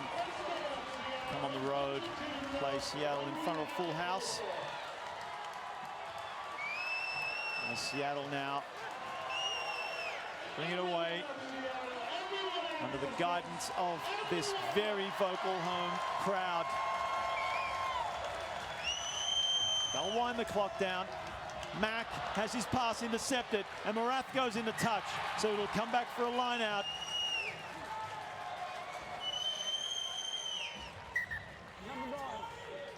Heads up play by Kurt Morath.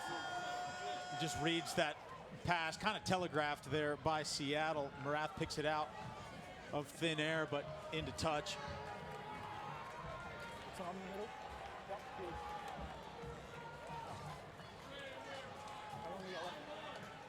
Another player down injured. Looks like it's cramp.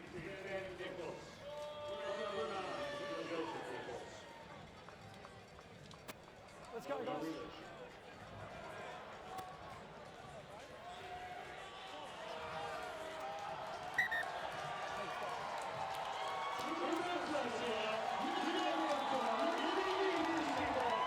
Vili Tolotau throws it over the back yet again and straight through, and that's an easy try for the big number 22, Pakistan Nasi Afu, from the missed throw in the line out. Still 2 minutes left to play. It'll be a quick attempted goal, and it's successful. Talking about the set pieces at the beginning of the game, and well, you can put the scrum category in favor of Seattle, but still some work to do in the lineouts. Perhaps Pakistanasi Afu with the missed throw, and just like that, nobody behind to make that tackle. And who's going to step in front of Pakistanasi Afu? That's a big center, 245 pounds. So not quite over yet. The restart comes in. Straight into the hands. John Cullen. Just on their 22. They have a chance, and they prove that they can score from anywhere, but Lasike just knocks the ball forward in the tackle, trying to get their hands free to give the offload. Shell brought down 10 meters from the line. If they can keep hold of this ball, there's only just under a minute left to play. Rusalika met well. Mack comes in, slowing it down, as you would expect.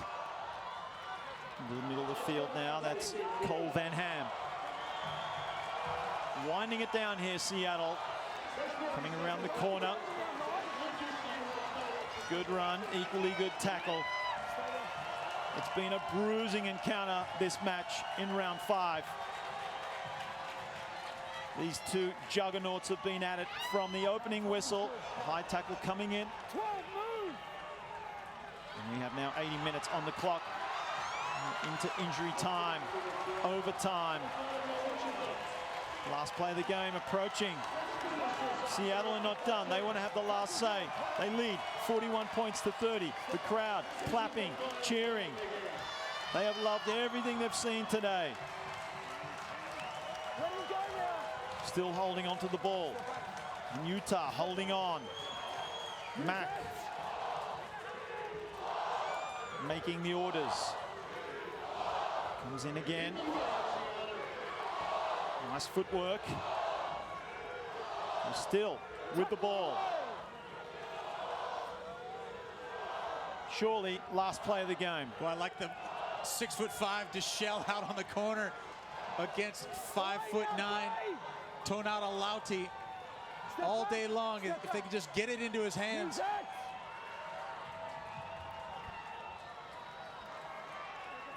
Five meters from the line. Seattle. That's Miss Angel. It's knocked on. And it's advantage. But it was a knock on. So there's possibly, could be, and not possibly, but it is. That is full time. Seattle Seawolves take this one in round 5. What a match. The crowd love it. We love it. We're going to take a short break and come back for man of the match.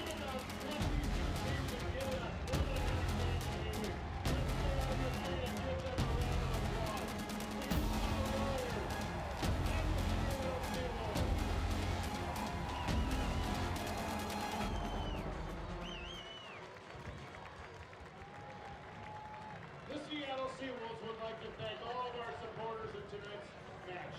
Washington Athletic Club, Lift, Seattle Southside, Rock Tape, BECU, Virginia Mason, the Seattle Services, and Ivers. Thank you to all of the law enforcement agencies helping out tonight. And what a wonderful night it was, celebrating your special Olympics and our law enforcement agencies.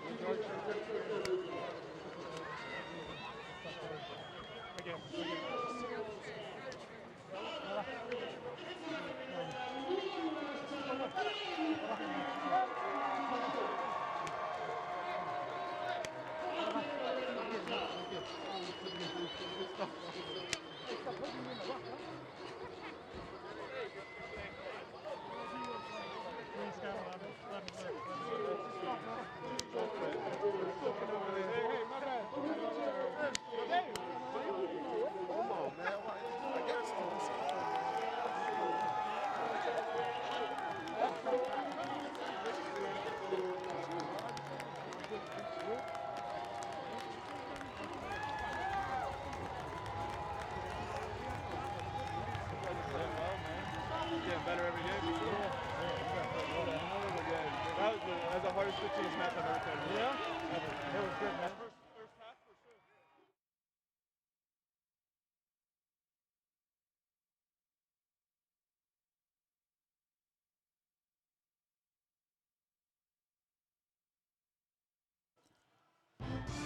Major League Rugby was brought to you by Nui. Warrior fans, it's time to rock and roll with Nui and get on your way to financial freedom. Go to nui.social for more info. Healthcare how, where and when you want it. Intermountain Sports Medicine. Healingforlife.com. And Big D Construction, providing unparalleled construction management, design build, and general contracting services for 50 years, is proud to sponsor the Utah Warriors.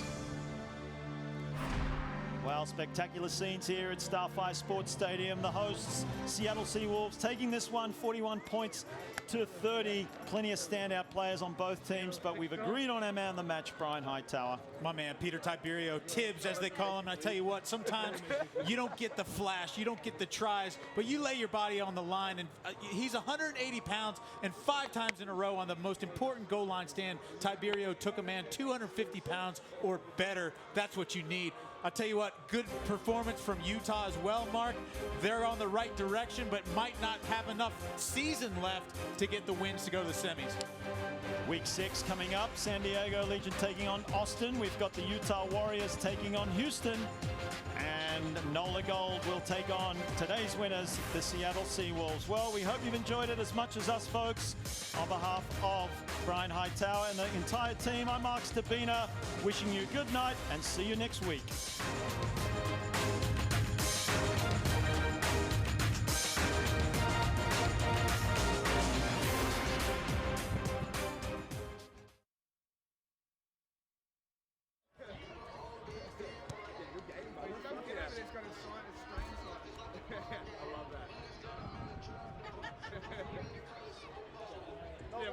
done.